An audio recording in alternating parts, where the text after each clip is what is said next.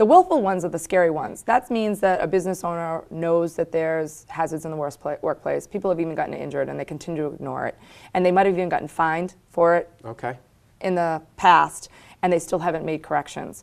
Willful violations, the maximum penalties come with $1,000 fines, but ultimately the business owner is completely responsible, and there's actually jail time associated with that if things aren't handled. So if you think your team underneath you is taking care of things for you, as the business owner, you need to make sure that those are really happening, because you can be held accountable. So fines start anywhere from $1,500, and for each fine. So if you have a documentation issue and it's your forklift, that's going to be fined. And it's your OSHA logs, that'll be fined. And if you don't have training logs, that'll be fined. So it's for each. Oh, each violation has the fine attached It's not to just for documentation. Okay. It's for all of it across the board. But I guess more scary is I can be put in jail. You can be held, as in the business owner, ultimately you can be completely held accountable for everything. Yeah, that would make me a lot more nervous than the money. Yes. Yeah, for sure. One of the other things is that, and the next step I think that's really important is that small business owners, all business owners, need to determine who their regulatory agency is. And you need to understand all of the agencies that regulate you and what each of their expectations are, because they're all different. Let me give you some simple examples. In Massachusetts general laws say that restaurants must have people trained in obstructed airway in the event that someone chokes. So if you are a golf course, or if you are a resort, or if you are a cafeteria, if you are the pizza shop, and you can seat 25 people or more, you're supposed to have people trained in obstructed airway. It's a Massachusetts general law. Department of Public Health enforces that. So it's important to know that. Child care industry. The Office of Child Care is supervised, all the child care centers.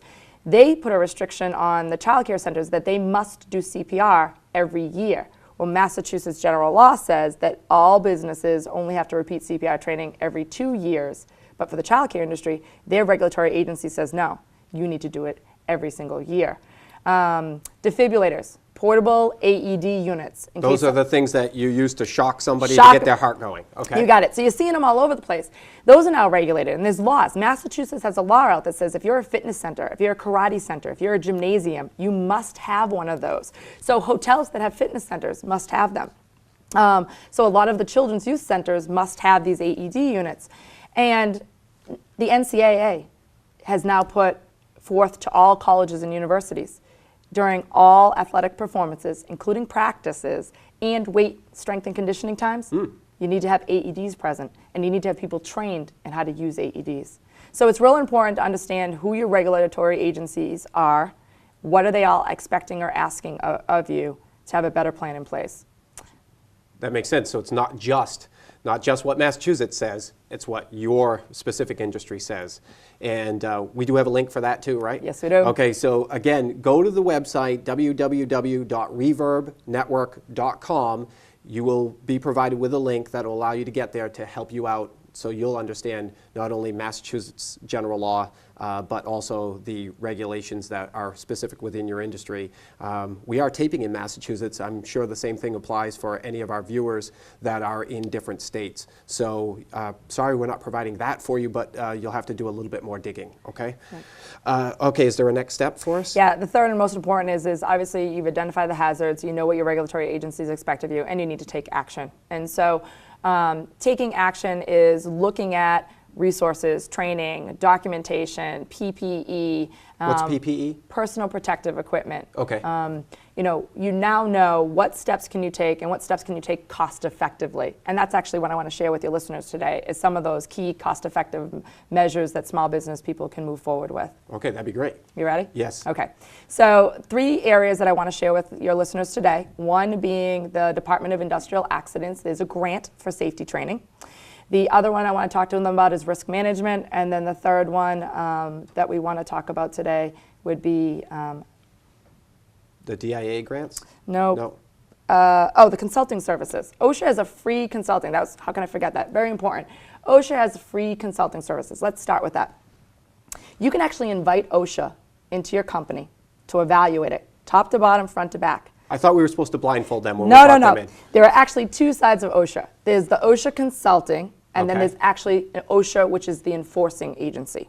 Ah, okay. So you want to bring the consulting services in. Actually, while they're in, enforcing side of OSHA cannot come in and cite you for any penalties. Kudos. Here's the deal, though. If you're Okay. bringing OSHA in, and they're going to give you all these recommendations, and they'll give you resources, and they'll give you training, they'll give you everything that you need to get yourself up to speed, but you're going to obviously have to put time, effort, energy, and money behind it. They're going to give you a timeline and their list of recommendations, and they're going to expect that you do and follow through with what they gave you. So you got to do it. If you're not willing to do it, don't invite them in, because the clock's ticking. And then the enforcement agency is going to show up after the fact. They can, although they do have confidentiality, but if you don't comply, they can then call the enforcing side, and then you're going to get a visit from the enforcing side that says, now you know about it, and you're still not doing it, then we're going to penalize you and give you a slap. Now take care of it, because if I come back, it's willful. It's willful. Yeah, and that's the scary one. Right. Okay. So if you're putting training dollars and money aside for a safety program, and you're thinking, how can I do this? I want to commit to it. Bring OSHA in, because they're going to do it in a cost-effective way. All right, what's the next thing? The next one is risk management. Risk management, what is that? It's identifying the hazards, moving forward to eliminate those hazards, and doing it with cost controls. I want you to think about your liability, your workers' comp and general liability policy, your property and casualty insurance as money-making opportunities when you look at those bills. When's the last time you invited your insurance agent in? When did they and your safety person walked through your company and your business? Because if you are meeting all of the industry standards, and there's all kinds of statistics that say above and below the average. Okay. If you're average and you've had no losses, that should be money in your pocket, decreased premiums. If you are above the average, putting AEDs in, doing new policies, new procedures, new additional trainings, new testings for your employees, and you're above the industry average, you're less of a liability to your insurance company. You should be going back and saying, what are you going to do for me? Okay, so we need to talk to our insurance agent and say, listen, I meet these standards now, or I'm above those standards, and so therefore I should be getting a premium, or I should be saving money. Right, save me money, because put money in I'm my less of pocket. a liability for you. Okay, and let's get to the last one, the DIA grant. DIA grant. What is that? The Department of Industrial Accidents offers a training grant for safety training money. They actually will pay for the training and all the materials. They will give a company up to $25,000 in unmatched, that's the key, Jason, unmatched training money. Most companies are used to grants where they have to put in $10,000 and the grant gives them $10,000. Okay. Not in this case. This is unmatched, up to $25,000 of training money. The company basically has to be in Massachusetts, Okay. and they have to have a workers' comp policy. Now, just for viewers that maybe are outside of Massachusetts, are there other states that have similar programs, or do you have any idea where would we go to find that or send them to search? I would go right to the Department of Industrial Accidents for your state. Okay, that would be great. There are other grants within those departments and that you can access and tap into. Now, quickly then, when it comes down to it, writing these whole grants, things like that, that obviously could scare a lot of people. So is that do safety agencies do that? Okay, one of the things about the grant is you have to name your vendor. So that means you have to go looking for the person who's actually going to execute your safety training. Okay. Find your safety training consultant first.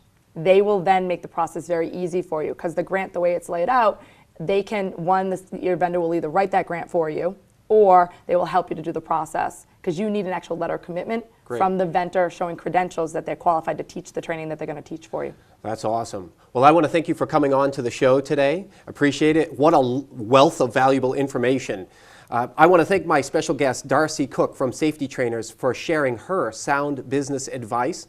I'm Reverb host Jason Kallio. Remember, a verb is an action, and knowledge not applied is useless. So what action are you going to take now? It is a choice. Thanks for watching. Stay tuned now for the forum, where we're going to have a great open discussion.